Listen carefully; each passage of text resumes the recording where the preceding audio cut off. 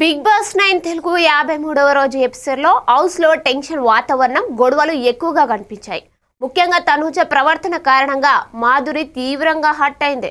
భరణి తిరిగి హౌస్లోకి వచ్చాక మాధురిని దూరం పెట్టిన తనుజపై అలిగిన మాధురి ఏకంగా అన్నం తినడం మానేసిందట.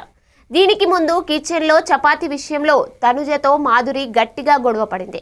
ఆకలి వేస్తే ఎక్స్ట్రా అడిగినా ఇవ్వలేదని, ప్రతిదానికి అరుస్తుందని ఆవేదన వ్యక్తం చేసింది. ఈ అలక గొడవ మాధురిని ఎమోషనల్గా బాధించాయి.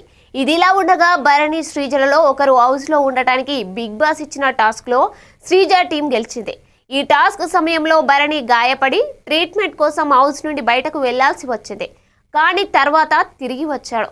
మరోవైపు శ్రీజ ఇంకొక సందర్భంలో కోపంగా గూప పగిలిపోద్ది అని మాట్లాడినట్టు సమాచారం. మొత్తం మీద ఈ ఎపిసోడ్లో టాస్క్ల కంటే కంటెస్టెంట్ల మధ్య జరిగిన గొడవలు, ఎమోషనల్ డ్రామానే ఎక్కువగా కనిపించింది.